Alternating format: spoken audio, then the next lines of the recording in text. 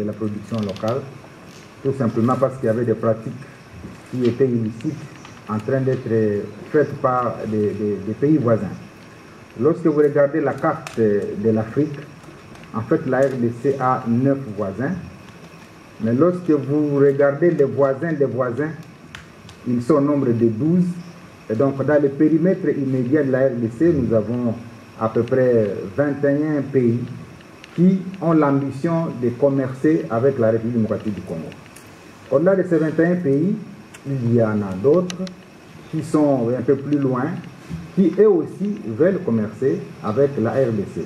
En fait, le commerce international est régi par les accords de l'OMC, qui est l'Organisation mondiale du commerce, créée en 1995, et la RDC y a adhéré en 1997. C'est cet accord qui définit en fait les relations commerciales entre les États. Alors pourquoi l'accord a existé?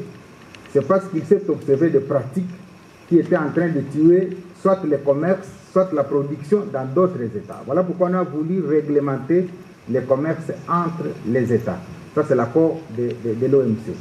Alors, cet accord définit, par exemple, la manière dont les marchandises peuvent entrer dans un autre pays, la manière dont un pays peut sauvegarder sa production lorsqu'il trouve qu'il est menacé. Et les cas que nous avons connus en RDC s'est appuyé sur 3 ou 4 pratiques. La première pratique observée dans le commerce international, c'est que tous les États voisins de la RDC, ils pratiquent ce qu'on appelle le transbordement des marchandises. Ça veut dire quoi? 1 ou 2 conteneurs quittent la Chine. Ces conteneurs arrivent au Kenya, ils arrivent en Ouganda, ils arrivent au Rwanda, ils arrivent en Tanzanie, ils arrivent à Lusaka, ils arrivent à Luanda. Ces conteneurs ont pour destination finale la République démocratique du Congo. Mais qu'est-ce qui arrive entre les pays là et certains complices congolais? Ils ouvrent les conteneurs sur les territoires étrangers alors qu'ils étaient destinés à la RDC. Quand ils l'ouvrent, ils font en sorte que maintenant ces marchandises atteignent la RDC bénéficiant du régime des transactions transfrontalières. Ça fait que le pays de transit qui a ouvert les conteneurs, lui a gagné en recette parce qu'il a facturé ses conteneurs soit 10 000, 20 000, 30 000 dollars. Si c'est 1000 conteneurs de la RDC, il a 50 millions comme ça.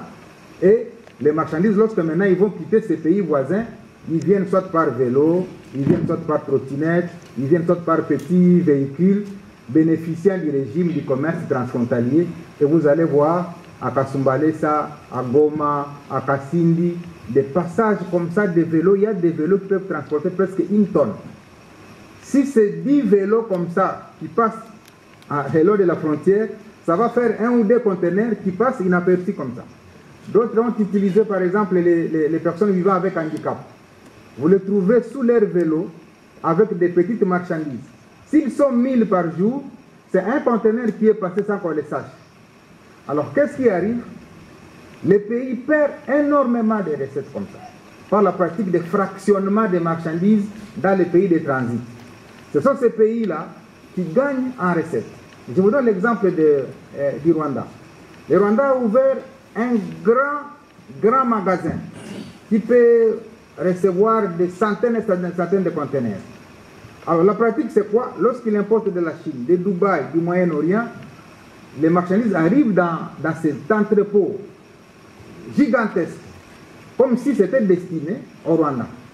Alors que la population visée, c'est la population congolaise, parce que la population rwandaise, c'est 11 millions d'habitants.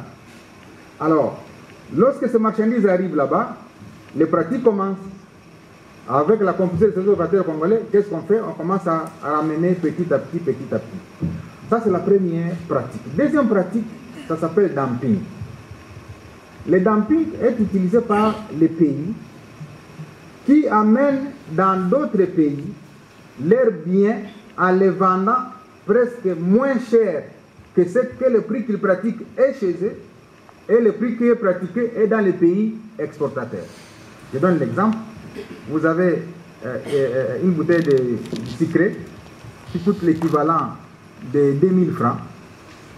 c'est qu'en Angola ou à Lusaka ou je ne sais pas, en Ouganda, cette bouteille-là, pour venir prendre nos devises, il accepte qu'il soit vendu à 600 francs au Congo.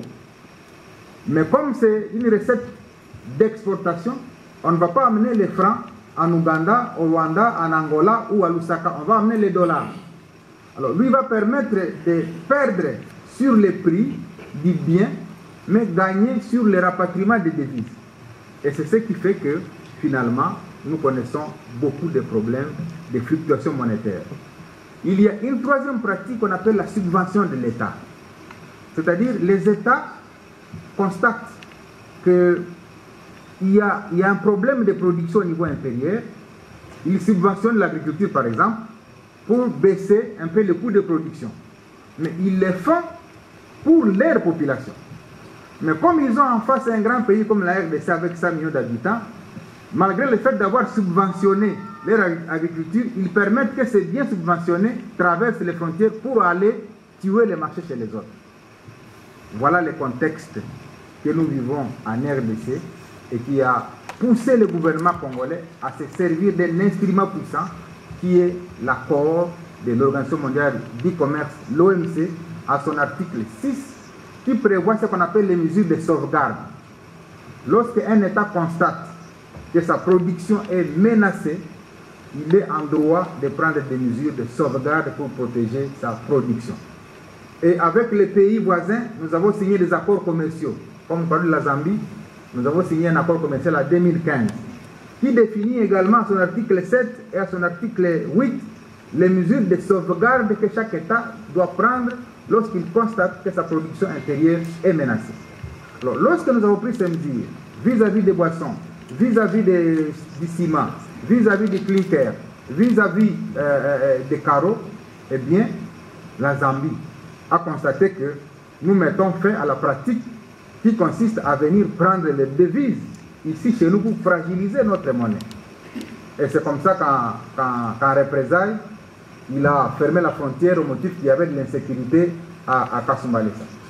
Alors tout de suite, nous nous sommes appelés au téléphone avec notre collègue de la Zambie pour dire, mais nous avons un accord avec vous. L'accord stipule que lorsqu'un État prend des mesures de sauvegarde, les pays signataires de l'accord doivent saisir soit par écrit, soit diplomatiquement, l'État voisin pour protester contre la mesure prise.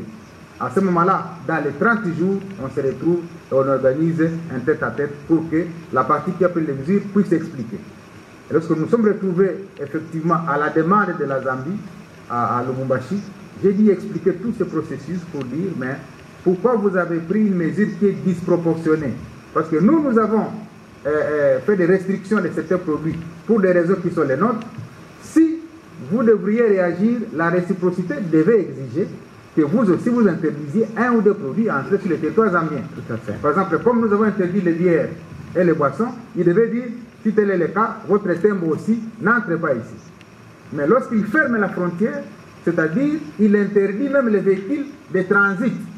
Or, l'accord de l'OMC interdit à tout pays au monde de pouvoir interdire les véhicules de passer sur son territoire, pour autant que ces véhicules ne transportent pas des armes ou des matières qui portent atteinte à la sécurité internationale.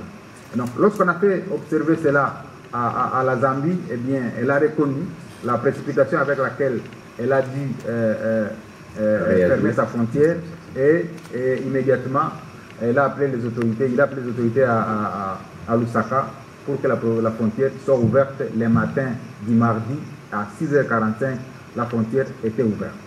Donc voilà comment nous avons pu décanter la situation. Entre-temps, comme nous avions déjà pris des mesures, il y avait des conteneurs qui, lorsque nous avions pris les arrêtés portant interdiction ou restriction, il y avait des conteneurs qui soit étaient sur l'océan, soit étaient sur la mer, soit étaient sur la route.